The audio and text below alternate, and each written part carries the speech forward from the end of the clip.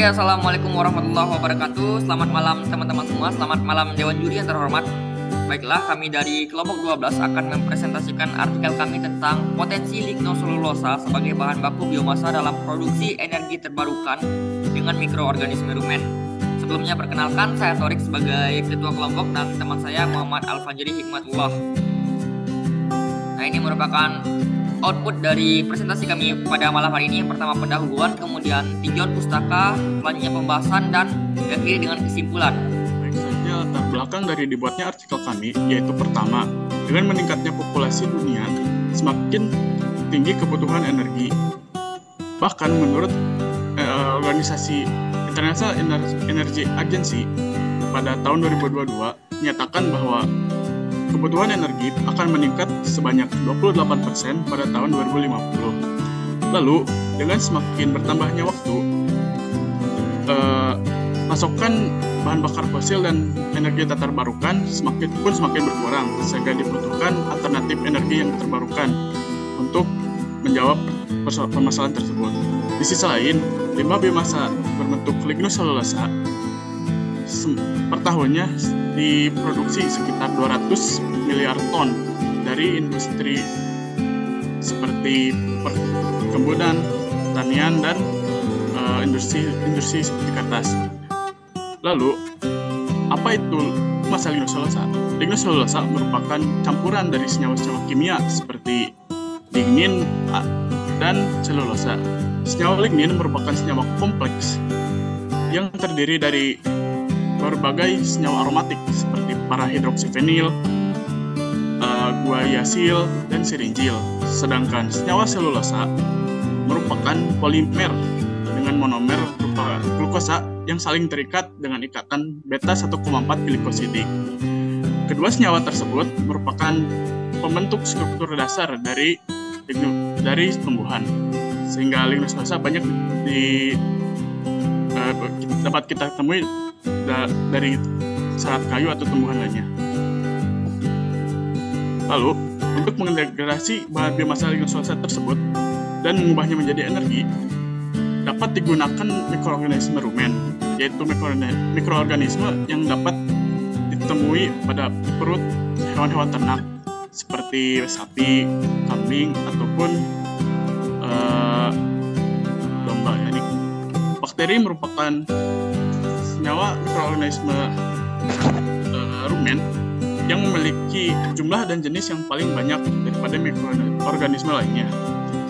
Hal ini membuat bakteri rumen merupakan pendegradasi utama dari lignoselulosa pada rumen atau perut hewan. Setiap jenis bakteri rumen memiliki suatu fungsi yang spesifik yang bisa menghasilkan produknya tersendiri. Beberapa di antaranya seperti bakteri Ruminococcus albus yang memiliki substrat selulosa, silan, dan selobiosa yang memiliki produk asetat, etanol, format, hidrogen, dan gas hidroksida. Mikroorganisme rumen yang kedua merupakan protozoa rumen yang dapat diklasifikasikan jadi jenis Ciliata dan Flagellata. Protozoa mendegradasi lignoselulosa melalui proses glikolisis pada unsur-unsur pembentuk lignoselulosa seperti pati, selulosa, dan hemiselulosa. Mikroorganisme ketiga adalah jamur rumen. Jamur rumen memiliki 6 jenis utama, yaitu Neocalymastic, Sycomyces, Pyromyces, Aneromyces, Orphinomyces, dan Silamyces. Jamur rumen dapat menempel pada struktur tumbuhan dan menghasilkan enzim-enzim untuk mendegradasi lignoselulosa. Selain itu, jamur rumen juga dapat menembus matriks dari tumbuhan dengan zoospora dari sporangium untuk menghasilkan suatu struktur mirip flagellata. Selain itu, jamur rumen juga dapat menghasilkan gas hidrogen dan karbon dioksida yang dapat dimanfaatkan oleh mikroorganisme rumen lain untuk meningkatkan efisiensi dari degradasi lignoselulosa. Lalu yang terakhir adalah archaea rumen, yaitu mikroorganisme rumen yang memiliki jumlah paling sedikit dengan jenis yang memiliki andil paling banyak merupakan archaea metanogenik. Archaea metanogenik dapat mengonsumsi gas hidrogen dan gas karbon dioksida untuk menghasilkan suatu gas metana yang dapat digunakan untuk sebagai sumber energi berupa bahan bakar biogas ya. Baiklah, selanjutnya merupakan aplikasi mikroorganisme rumen dalam degradasi biomasa lignin selulosa. Jadi, biomasa lignin selulosa dapat diubah menjadi asam lemak volatil atau VFA dan biogas melalui fermentasi mikroorganisme rumen. Nah, dapat dilihat pada skema di sebelah kanan ini, dari selulosa, lignin, dan hemiselulosa dapat diubah atau dihidrolisis menggunakan enzim tertentu, dan mikroorganisme di sini untuk mengubah selulosa digunakan enzim selulosase, lignin digunakan lignin selulase, dan hemiselulosa digunakan enzim hemiselulase dihidrolisis menjadi gula heksosa. Nah, dari gula heksosa tersebut bisa diubah menjadi asam pirufat. Dari asam pirufat bisa menghasilkan gas hidrogen dan karbon dioksida. Nah, selain itu dari asam pirufat bisa diubah dulu menjadi asetil koenzim A, untuk kemudian diubah menjadi beberapa VFA atau asam lemak volatil seperti butirat, asetat, asam format, asam valerat, dan propionat. Nah, itu merupakan beberapa asam lemak yang bisa dihasilkan dari degradasi biomasa lignin selulosa.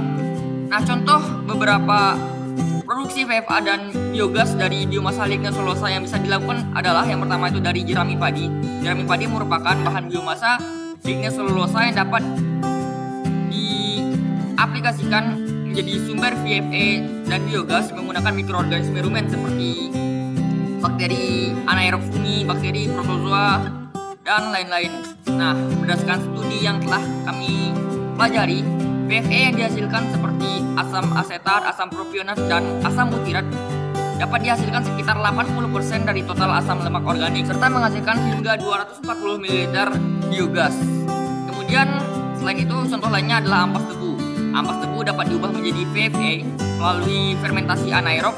Jadi ampas tebu tersebut merupakan bahan lignin selulosa dari proses pengolahan tebu yang dilakukan oleh mikroorganisme rumen seperti bakteri dan protozoa. Dari ampas tebu tersebut dapat dihasilkan sekitar 200 ml biogas per gram ampas tebu kering dan sekitar 70 hingga 80% VFA. Fermentasi menggunakan mikroorganisme rumen dapat digunakan sebagai alternatif yang potensial untuk menghasilkan sumber energi terbarukan yang ramah lingkungan. Contohnya ini merupakan reaktor anaerob untuk konversi biomasa lignin selulosa. Nah, reaktor anaerob merupakan suatu teknologi yang dapat digunakan untuk mengkonversi biomasa lignin selulosa menjadi biogas yang terdiri dari campuran metana dan karbon dioksida, serta untuk meningkatkan efisiensi produksi VFA dari limbah lignin selulosa. Ini ada beberapa tipe reaktor yang pernah dibuat dan dengan hasil tertentu dan keuntungan dan kekurangan tertentu. Dapat dilihat ini contohnya continuous flow reactor yang dapat meningkatkan kandungan selulosa dan degradasi jerami pada gandum. Jadi keuntungannya peralatannya lebih sederhana dan hasil degradasi tinggi. Kekurangannya kontrol parameter yang sistemnya sulit. Dan ini dua contoh tipe reaktor lainnya. Nah, ini merupakan dua metode tentang modulasi mikroorganisme rumen dan sistem pencernaan untuk mempercepat perkembangan rumen. Ada yang pertama itu efek aditif pakan pada pencernaan rumen, dan yang kedua pengaruh struktur pakan pada pencernaan rumen. Lebih didetailkan lagi tentang strategi untuk meningkatkan degradasi lignin selulosa. Yang pertama itu bisa pada pemberian makanan dengan kandungan serat yang tinggi, di mana serat dalam pakan terutama lignin selulosa dapat memicu pertumbuhan mikroba dalam rumen yang dapat membantu memecah serat menjadi molekul lebih kecil. Dengan memberikan pakan dengan kandungan serat yang tinggi, rumenesia akan merangsang aktivitas mikroba dalam rumen dan meningkatkan degradasi lignin selulosa. Yang kedua, strategi kedua bisa dengan pemberian suplemen enzim pencernaan. Nah, enzim pencernaan dapat membantu memecah lignin selulosa menjadi molekul yang lebih sederhana sehingga mudah dicerna oleh mikroba dalam rumen. Selanjutnya bisa dengan pemberian probiotik. Probiotik itu sendiri merupakan mikroorganisme yang menguntungkan bagi rumenesia. Dengan memberikan probiotik yang tepat, rumenesia dapat meningkatkan populasi mikroba dalam rumen dan dapat membantu meningkatkan degradasi lignin selulosa.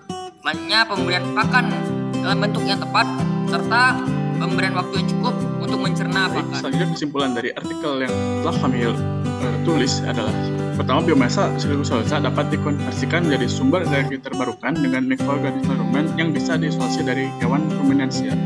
Lalu, Degradasi glukosa tersebut dapat diimplementasikan pada produksi VE, biogas, dan reaktor anaerob. Lalu proses degradasi glukosa dapat dioptimasi dengan pemberian aditif pakan tertentu pada hewan, fermentasi asal mikroorganisme rumen. Sekian presentasi dari kelompok kami, terima kasih.